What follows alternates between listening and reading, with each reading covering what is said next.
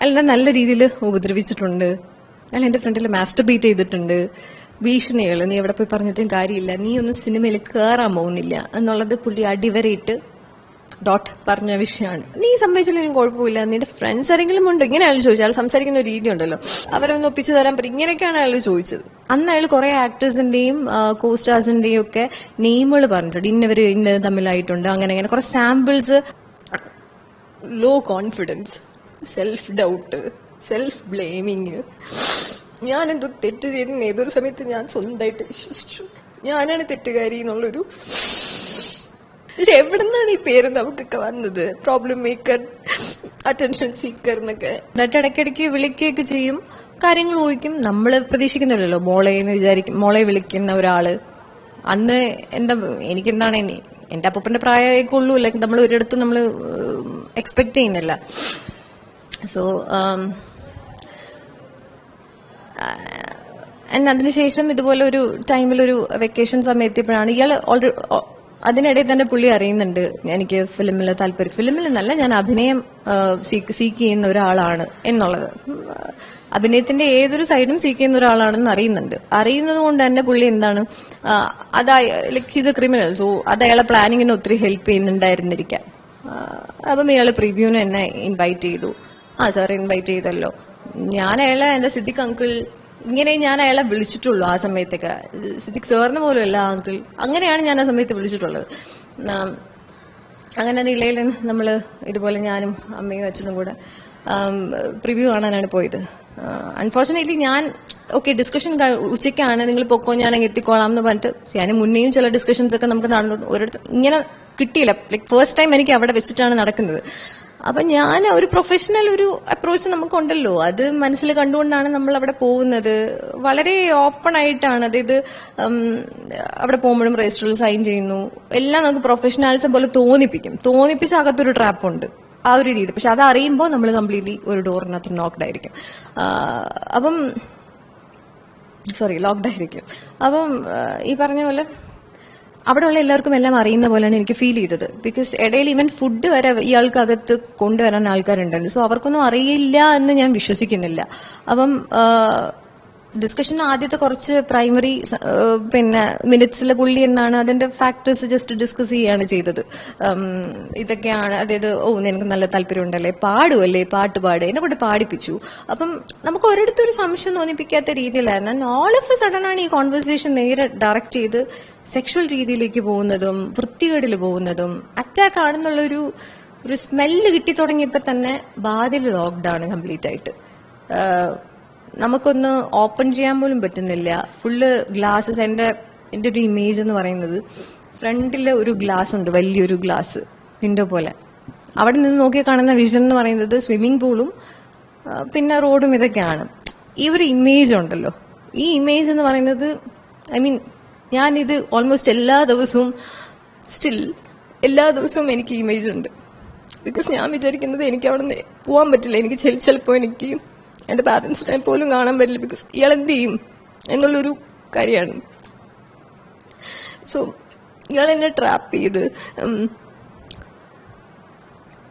അയാൾ എന്നെ കുറെ ശാരീരികമായിട്ട് ഉപദ്രവിച്ചു വിത്തൗട്ട് മൈ കൺസെന്റ്. അല്ലെങ്കിൽ അപ്പോഴൊക്കെ നമുക്ക് ബ്രെയിനിൽ ഈ വിഷയങ്ങളൊക്കെ ഒന്ന് പ്രോസസ് ചെയ്ത് വരാൻ തന്നെ കുറച്ച് സമയം എടുക്കും. എന്താണ് നടക്കുന്നത് നമുക്ക് അറിഞ്ഞുകൂടാ. ഇങ്ങനത്തെ കുറെ വിഷയങ്ങളാണ്. അപ്പം പ്രോസസ് ചെയ്യുന്നില്ല ബ്രെയിൻ. എല്ലാം എന്തോ എല്ലാം നമ്പാണ്, വേൾഡേ നമ്പ് പോലെ എനിക്ക് ഫീൽ ചെയ്തു. അതിനിടയിൽ ഇയാൾ ഈവൻ ലോക്ക് ചെയ്തിട്ടിട്ട് പോലും ഇയാൾ പ്രസ് മീറ്റ് കൊടുക്കാൻ പോയിട്ടുണ്ട്. Press meet in the sense അന്ന് കുറച്ച് ചാനലുകൾ അവിടെ ഉണ്ടായിരുന്നു പ്രിവ്യൂവിന്റെ ഇതുമായിട്ട് ബന്ധപ്പെട്ട്. സോ ഇറ്റ് വാസ് ലൈക്ക് നീ ഇവിടെ കിടക്ക്, ഐ വിൽ കം. ഈ സെന്റൻസ് ഒക്കെ ഞാൻ കേൾക്കുന്നുണ്ട്. അപ്പോഴും ഞാൻ ഇറങ്ങിപ്പോകാൻ ട്രൈ ചെയ്തിട്ടും എനിക്ക് പറ്റുന്നില്ല. സോ ഇയാൾ അവിടെ പോയിട്ട് ഒരു ബ്രേക്ക് എടുത്തിട്ടാണ് വന്നത്. ആ സമയത്ത് ഞാൻ കുറെ എനിക്ക് ഫോണിൽ വിളിക്കുക ഇതൊക്കെ. പക്ഷെ അവിടെ അങ്ങനത്തെ ഒരു അക്സസിബിലിറ്റി ഇല്ല, ഒന്നും തന്നെ ഇല്ല എന്നുള്ളതാണ്. അപ്പം ഞാൻ ലിറ്ററലി പേടിച്ച് പാനിക്കായാണ് ഞാൻ അവിടെ ഇരിക്കുന്നത്. അതിനുശേഷം വന്നിട്ടാണ് പുള്ളി ഉപദ്രവിച്ചതും. ലൈക്ക് ഇൻസേർട്ട് ചെയ്യാൻ നീ സമ്മതിച്ചില്ലെങ്കിൽ അറ്റ്ലീസ്റ്റ് കൺസിഡർ മീ ടു ലിക്ക് എന്ന് പറഞ്ഞിട്ടുണ്ട് അയാൾ എന്നെ. അയാളെ നല്ല രീതിയിൽ ഉപദ്രവിച്ചിട്ടുണ്ട്. അയാൾ എന്റെ ഫ്രണ്ടിൽ മാസ്റ്റർബേറ്റ് ചെയ്തിട്ടുണ്ട്. അയാളെ കുറെ കുറെ എന്താണ് ഭീഷണികൾ, നീ എവിടെ പോയി പറഞ്ഞിട്ടും കാര്യമില്ല, നീ ഒന്നും സിനിമയിൽ കയറാൻ പോകുന്നില്ല എന്നുള്ളത് പുള്ളി അടിവരയിട്ട് ഡോട്ട് പറഞ്ഞ വിഷയമാണ്. ഉണ്ടായിരുന്നു. അതായത് നമ്മൾ ഡിഫൻസ് ഉണ്ടല്ലോ, നമ്മൾ ആ സമയത്ത് ഡിഫൻസ് ചെയ്യാണ്. സോ അതിൻ്റെതായിട്ടുള്ള എല്ലാ തിരിച്ചടികളും നമുക്ക് ഉണ്ട് എന്നുള്ളതാണ്. അതിനുശേഷം ഒരു ടൈമിൽ ഇയാൾ അതിനുശേഷം he had his lunch also. No, I mean അവിടെ തന്നെ ഹി ഹാഡ് ഹിസ് ലഞ്ച് സൈഡിൽ. ഇതിന് ശേഷമാണെങ്കിലും ഞാൻ ഇങ്ങനെ അയാളെടുത്ത് ലൈക്ക് ഹി സെഡ് ദറ്റ് എപ്പം നിനക്ക് ഏത് സിനിമ വേണോ ഇനി എനിക്കറിയുന്ന എല്ലാത്തിലും നിന്നെ കാസ്റ്റ് ചെയ്യാം, പക്ഷെ നീ ഏതൊരു ഓപ്പർച്യൂണിറ്റി വന്നാലും ഓരോ ഓപ്പർച്യൂണിറ്റിക്കും എൻ്റെ കൂടെ കിടക്കണം, ഞാൻ പറഞ്ഞ കാര്യങ്ങൾ കേൾക്കണം, ഞാൻ എല്ലാ ഓപ്പർച്യൂണിറ്റിയും നിനക്ക് തരാം. ഇങ്ങനെയൊക്കെ തന്നെയാണ് എല്ലാവരും വന്നത്, കൺവിൻസ് ചെയ്തെടുക്കാനുള്ളൊരു രീതി. അന്ന് അയാൾ കുറെ ആക്ടേഴ്സിന്റെയും കോസ്റ്റാർസിന്റെയും ഒക്കെ നെയിമുകൾ പറഞ്ഞിട്ടുണ്ട്, ഇന്ന തമ്മിലായിട്ടുണ്ട്, അങ്ങനെ കുറെ സാമ്പിൾസ് അവർക്ക് അറിഞ്ഞിട്ടുണ്ടോന്ന് പോലും അറിയില്ല. നമ്മളെങ്ങനെ പറഞ്ഞ് കൺവിൻസ് ചെയ്യാൻ പുള്ളി ഹാർഡറാണ്. അപ്പൊ വേറെ മോസ്റ്റ് ഇമ്പോർട്ടൻ്റ് ഒരു കാര്യം എന്ന് പറഞ്ഞത് ഇയാള് ഞാൻ നിങ്ങൾ അങ്ങനെയൊന്നും അല്ല കണ്ടിരിക്കുന്നത് എന്ന് പറയുമ്പം നീ എന്നെ എങ്ങനെ കണ്ടിരിക്കുന്നു എന്നുള്ള, ഞാൻ നിന്നെ എങ്ങനെ കണ്ടിരിക്കുന്നു എന്ന് മാത്രം നീ അറിഞ്ഞാൽ മതി, നീ കണ്ടിരിക്കുന്ന പോലെ അല്ല ഞാൻ നിന്നെ കണ്ടത്. ഇങ്ങനെയൊക്കെ പുള്ളി പറഞ്ഞിട്ടുണ്ട് എൻ്റെ അടുത്ത്. കിട്ടിയൊരു ഗ്യാപ്പിലാണ് ഞാൻ ഇറങ്ങിപ്പോകുന്നത്. ഇറങ്ങി പോകുമ്പോൾ പോലും ഞാൻ എങ്ങനെയാ എന്ത് രീതിയില്ല ഇതൊന്നും തന്നെ ഞാൻ കൺസേൺ അല്ല, എനിക്ക് എങ്ങനെയെങ്കിലും വീട്ടിലെത്തിയാൽ മതി എന്നുള്ളൊരു രീതിയായിരുന്നു. സോ ഞാൻ ഇറങ്ങിയപ്പോഴും ഞാൻ കിട്ടിയ ഏതൊരു ഓട്ടോയ്ക്ക് അടിച്ച് ഞാൻ കയറിപ്പോയി. അന്ന് I was wearing A orange colour dress. എനിക്ക് തോന്നുന്നു എൻ്റെ ജീവിതത്തിൽ ഞാൻ അങ്ങനെ എനിക്ക് ഓറഞ്ച് കളറിനോട് പ്രശ്നം ഉണ്ടായിരുന്നു. അതിന് ശേഷം ഞാൻ യൂസ് ചെയ്യത്തില്ലായിരുന്നു. മിറേഴ്സ് എനിക്ക് പ്രോബ്ലം ആയിരുന്നു, ബിക്കോസ് ഗ്ലാസ് അവിടുത്തെ ഇമേജ് ഞാൻ ഒത്തിരി സൈക്കോളജിക്കലി ഒക്കെ കടന്നുപോയി. ഐ മീൻ കുറേ issues, I mean mixed anxiety, depressive disorder, ഇഷ്ടം പോലെ കാര്യങ്ങൾ, low confidence, self doubt, self blaming. ഞാനെന്തോ തെറ്റ് ചെയ്തെന്ന് ഏതൊരു സമയത്ത് ഞാൻ സ്വന്തമായിട്ട് വിശ്വസിച്ചു. ഞാനാണ് തെറ്റുകാരി എന്നുള്ളൊരു അതിനടുത്തൊരു വേദന ഉണ്ടല്ലോ. അതായത് എൻ്റെ ഇത്രയും കൊല്ലം എനിക്ക് വളരെ വാല്യുബിൾ ആയിട്ടുള്ളൊരു സമയം ഞാനതിനു വേണ്ടി എടുത്ത ബ്ലെയിമിങ് എന്നൊക്കെ പറയുന്നത് നോബഡി വാസ് ദേർ. ഒരാളും ഞാൻ ചോദിച്ചിട്ടുണ്ട് ഹെൽപ്പ്. എനിക്ക് ആരും ഉണ്ടായിരുന്നില്ല, ഒരു സപ്പോർട്ട് ഗ്രൂപ്പ്സ് ഉണ്ടായിരുന്നില്ല.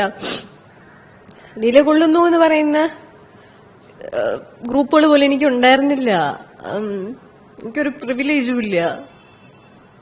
The only one thing I have is to dream big. അത് മേ ബി ഇപ്പം ആണെങ്കിലും I still dream very very big.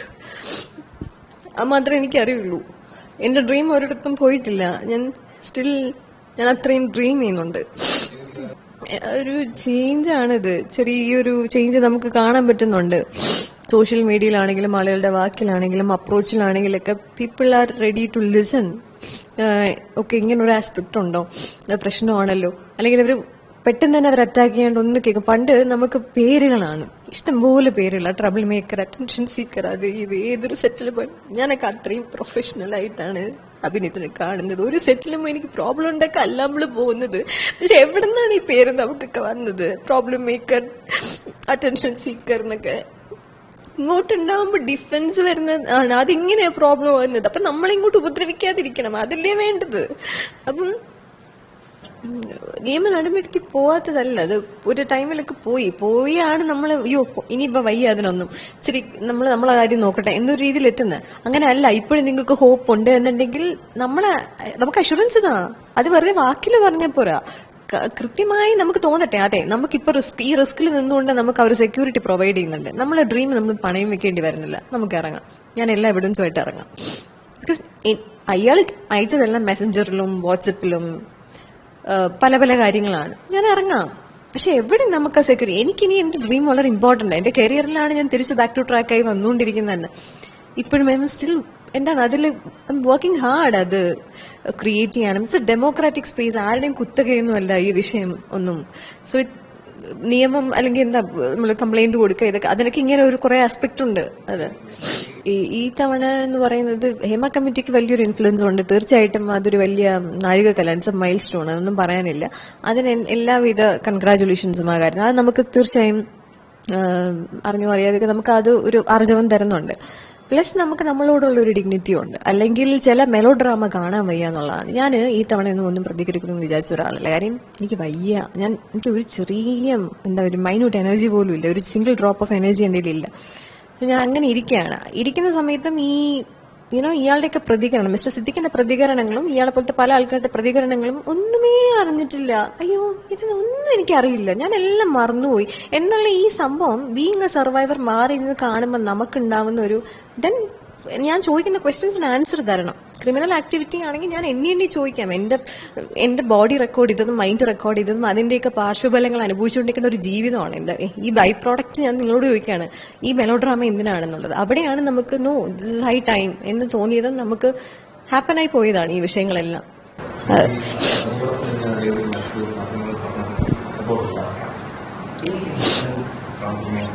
ആ ഒരു സമയത്താണ് ഇയാളുടെ ഫോൺ കോൾ വരുന്നത്. ആ ഒരു ദിവസത്തെ ഫോൺ കോളിന് ശേഷം പിന്നെ ഫോൺ കോൾസ് ഒന്നും എനിക്ക് തോന്നുന്നു ബ്ലോക്ക് ചെയ്തുകൊണ്ടോ വല്ലതും ആയിരിക്കണം തോന്നുന്നു. അതിനുശേഷം കോൾസ് ഒന്നും വന്നിട്ടില്ല, അയാളെ കണ്ടിട്ടുമില്ല ഒരിടത്തും വെച്ച്. പക്ഷെ അറൌണ്ട് ആ ഒരു സമയത്ത് തന്നെയാണ് അയാൾ എന്നെ വിളിക്കുന്നത്. ഒരു ഫോട്ടോഗ്രാഫറിന് എന്റെ ഫോട്ടോ കണ്ടിട്ട് അയാൾ വിട്ട് ഞാൻ കൊളാബ് ചെയ്തിട്ടുണ്ടായിരുന്നു. അതിന്റെ പിക്ചർ കണ്ടിട്ട് അയാളിൽ നിന്ന് എന്റെ നമ്പർ വാങ്ങിയിട്ട് ഇയാള് സെക്സ് അത് ചെയ്യാൻ ഇഷ്ടമുണ്ടോ, ഇത് ചെയ്യാൻ ഇഷ്ടമുണ്ടോ, മറ്റേതാണോ താല്പര്യം, അതാണ് ലൈക്ക് ലാക്ക് ഓഫ് റിമോഴ്സ് എന്ന് പറയുമ്പോൾ ഒരു തരത്തിൽ അല്ലെങ്കിൽ ഒരു കൈൻഡ് ഓഫ് ഗിൽട്ടും ഇല്ലാത്ത നാർസിസിസ്റ്റിക് ആയിട്ടുള്ള ഇങ്ങനത്തെ പേഴ്സണാലിറ്റീസ് ആണ് ഇവരെല്ലാം. ക്രിമിനൽസ് ആണ്. അവർക്ക് എന്ത് ഗിൽട്ട്, എന്ത് ഷെയിം ഇരിക്കുന്നത്. ഇത് മാട്രോയ്സ് ആണെന്നാണ് വിചാരം. അതായത് ഇതൊക്കെ ഇഷ്ടമാണോ എന്ന് ചോദിക്കുമ്പോൾ നമ്മളെന്തോ ഭയങ്കര ഇതാണ് ഇവരുടെ ഉള്ളിൽ. ഇതൊക്കെ കൊണ്ട് നമുക്ക് തോന്നുന്ന ഇതൊക്കെ അറിയില്ല. അബ്യൂസ് എന്താ, കൺസെന്റ് എന്താ, ഒന്നും അറിയാത്ത കുറെ ഇതാണ്. മഹാനടൻ തന്നെ അങ്ങനത്തെ ഒരു രീതിയിലുള്ള കുറച്ച് ആൾക്കാരാണ് ഇവരെല്ലാം. അപ്പം ഞാൻ സിദ്ദിഖിനെ കൂടെ ഇൻവോൾവ് ചെയ്ത് തന്നെയാണ് പറയുന്നത്. അപ്പം ഇയാള് വിളിച്ച് ചോദിച്ചപ്പോഴും ഡയറക്ട്ലി ലൈക്ക് ഞാൻ ഫോട്ടോ കണ്ടിരുന്നു, ആദ്യം തന്നെ കുറെ വാക്കുകൾ കുറെ പറയും, ഹോട്ട് അത് ഞാൻ കംപ്ലീറ്റ്ലി നമ്പാണ്. എന്താ സംഭവം, ആരാ നമ്പർ എന്താണെന്നും പറയുന്നില്ല. ലേറ്റർ ഓൺ ആണ് ഇയാള് നിങ്ങൾ സെക്സ് ചെയ്യോ, എന്തൊക്കെ ചെയ്യാനാണ് ഇഷ്ടം. നമ്മൾ പോകുന്ന ഒരു സ്റ്റേറ്റ് ഉണ്ടല്ലോ, നമുക്ക് എന്തെങ്കിലും റിയാക്ട് ചെയ്യാൻ ചോദിക്കും. ഫോൺ വെച്ചിട്ട് പോയപ്പോൾ ഇല്ല, ഫോൺ വെക്കാനും പറ്റുന്നില്ല, സംസാരിക്കാനും പറ്റുന്നില്ല. അതിനിടയ്ക്കുള്ളൊരു ഫൈൻ ലൈനിലാണ് നമ്മൾ ഇരിക്കുന്നെങ്കിലും അപ്പം ഭയങ്കര സഫക്കേഷനാണ്. ഇവിടെ വന്ന് നിൽക്കും. അങ്ങനെയും ഞാൻ ഇരിക്കുക.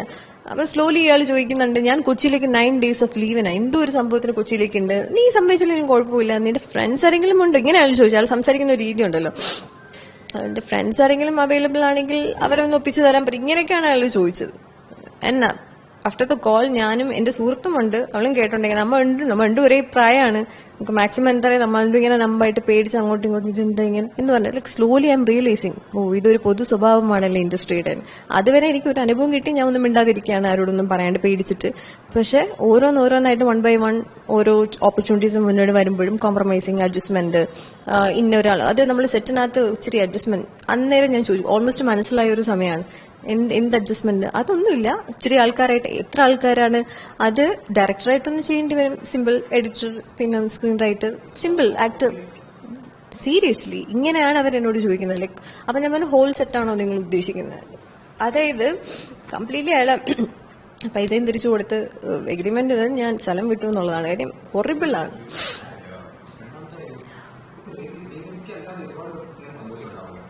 അതെ, തീർച്ചയായിട്ടും എല്ലാവരും എനിക്ക് പരിചയമുള്ള എൻ്റെ സുഹൃത്തുക്കളാണെങ്കിലും നമുക്ക് പരിചയമില്ലാത്ത തന്നെ നമുക്ക് സ്ട്രേഞ്ചേഴ്സ് ആയിട്ട്, അതായത് നമുക്ക് ബീങ് എ വുമൺ നമുക്ക് തോന്നില്ലേ നമുക്ക് അവരോട് ഷെയർ ചെയ്യാം, നമുക്ക് പരിചയമുള്ളതിന്റെ ബേസിസിലല്ല.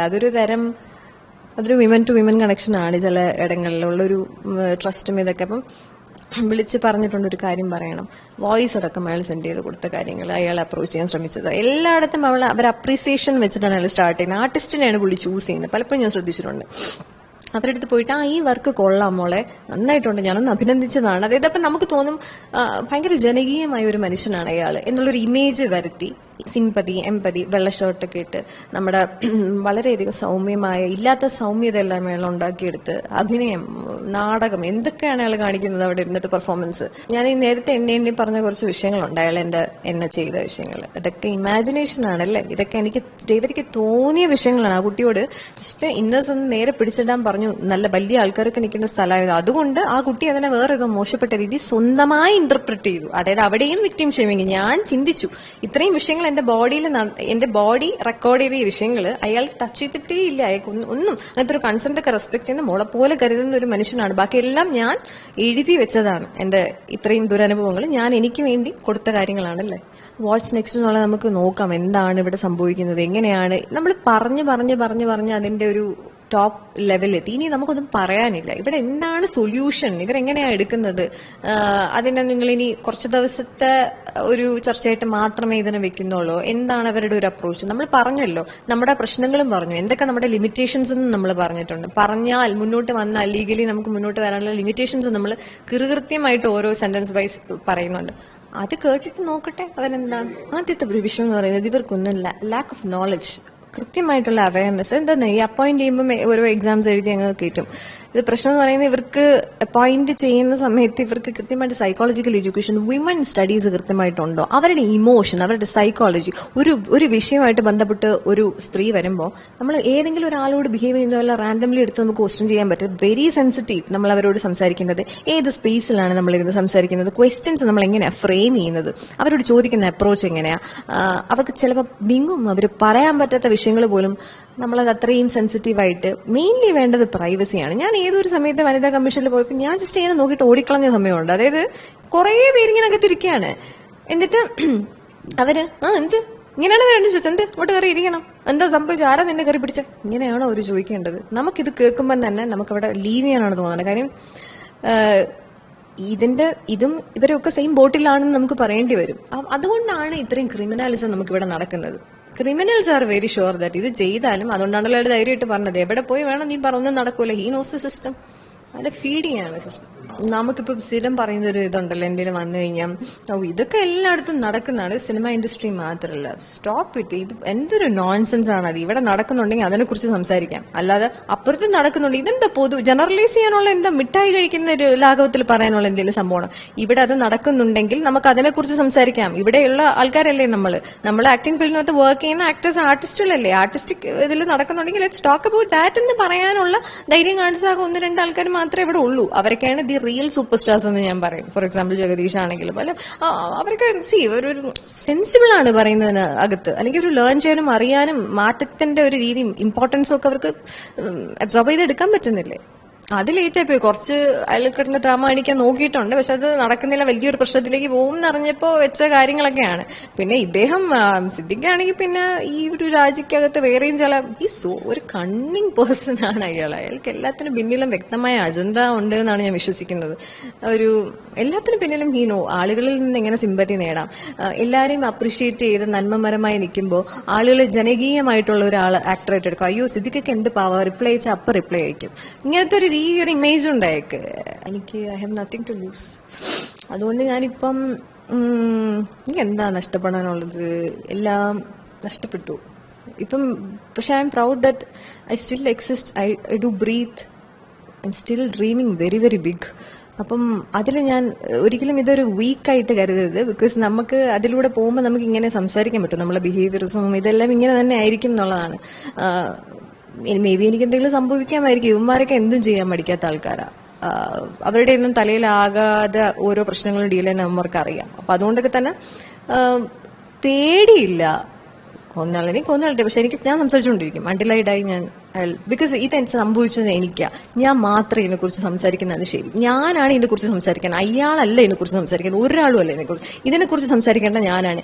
എന്റെ ബോഡിയും എന്റെ സൈക്കോളജിക്കലായിട്ടുള്ള ഒരു സൈഡും ഇതിന് വില കൊടുക്കേണ്ടത്, എന്റെ പ്രൊഫഷനും വില കൊടുക്കേണ്ടി വന്നത് അത്രയും വലിയൊരു പ്രൈസാണ്. അതിനെക്കുറിച്ചിട്ട് എന്തെങ്കിലും സംസാരിക്കണം എന്നുണ്ടെങ്കിൽ ഞാൻ സംസാരിക്കാം. അവരാരുമല്ല അത് തീരുമാനിക്കേണ്ടെന്നുള്ളത്. ഇദ്ദേഹത്തിന് ശിക്ഷ കിട്ടണമെന്നുള്ളത്. അത് ഞാൻ ഭയങ്കര ആദ്യമായി ആഗ്രഹിക്കുന്നുണ്ട്. അതെങ്ങനെയാണ് പോകുന്നത് ഇനി വരും കാലങ്ങളിൽ എന്നുള്ളത് കുറച്ചുകൂടി എനിക്ക് ഒബ്സർവ് ചെയ്യാനുണ്ട്. എങ്ങനെയാണ് എനിക്ക് ഗവൺമെന്റിന്റെ ഭാഗത്തു നിന്നുള്ള കാര്യങ്ങളൊക്കെയാണ് അറിയാം. കാരണം തകിടം പറഞ്ഞ് തിത്തൈതാഹ കളിക്കാണ്ട് ലൈക്ക് എന്താണ് ഇവർ ശരിക്കും പറയാൻ ഉദ്ദേശിക്കുന്നത് എന്നുള്ളത് കുറച്ചുകൂടെ ഒന്ന് വാച്ച് ചെയ്യാനുണ്ട്. അതെ, അത് പരാതി നിങ്ങൾ തരൂ, അപ്പൊ കേസെടുക്കാം. ഇതിന് മുന്നേ ഒക്കെ ഇങ്ങനെ പരാതിയായിട്ട് വരൂ. പരാതിയായിട്ട് വരാൻ ഫസ്റ്റ് ഓഫ് ഓൾ ഒരു സ്പേസ് തരൂ, ഒരു ചെയർ, നമുക്ക് സേഫ് ആയിട്ടുള്ള ഒരു ചെയർ നിങ്ങൾ ഇട്ട് തരൂ. അത് നമ്മൾ അവിടെ വന്ന് ഇരിക്കട്ടെ. അവിടെ നിന്നാണ് നമുക്കൊരു ട്രസ്റ്റ്. നമുക്ക് അവിടെ അടുക്കാൻ പോലും പറ്റാത്ത രീതിയിലാണ് പല പല സ്പേസസും നിൽക്കുന്നത്. അതിൽ നിന്ന് പല പെൺകുട്ടികൾക്ക് പല രീതിയിലായിരിക്കും ഇത് പാനിക് ആവുന്നത്. ചില ആളുകൾക്ക് അത് പേടിയായിരിക്കും. കാര്യം ചില ആളുകൾ രണ്ടും കൽപ്പിച്ച് കയറി പോകും. ഇത് ഒരു പേഴ്സണാലിറ്റി ഡിപ്പെൻഡ് ചെയ്ത വലിയൊരു സൈക്കോളജി തന്നെ ഇതിനകത്തുണ്ട്. അപ്പം ഇതൊന്നും അറിയാതെ നേരെ വന്നിട്ട് പറയണം, നീ എന്തിനാ അവിടെ പോയി, ഇങ്ങനെയൊക്കെ ചോദിക്കാനിരിക്കുന്ന ഒരു സിസ്റ്റത്തിൽ നമ്മൾ ഇങ്ങനെ വിശ്വസിക്കും. അപ്പം ഗവൺമെന്റിന്റെ ഡ്യൂട്ടിയും റെസ്പോൺസിബിലിറ്റിയാണ്. അവർക്ക് അങ്ങനത്തെ ഒരു തോന്നൽ ഇതുവരെയും ഉണ്ടെങ്കിൽ അതിനെ ഡിബാർ ചെയ്ത് മാറ്റുക, റീപ്ലേസ് ചെയ്യുക എന്നുള്ളത്. അത് ആദ്യം അവർ റീപ്ലേസ് ചെയ്യട്ടെ. ബാക്കി നമ്മൾ എന്ത് ചെയ്യണം എന്നുള്ളത് നമ്മൾ തീരുമാനിക്കാം എന്നുള്ളത്.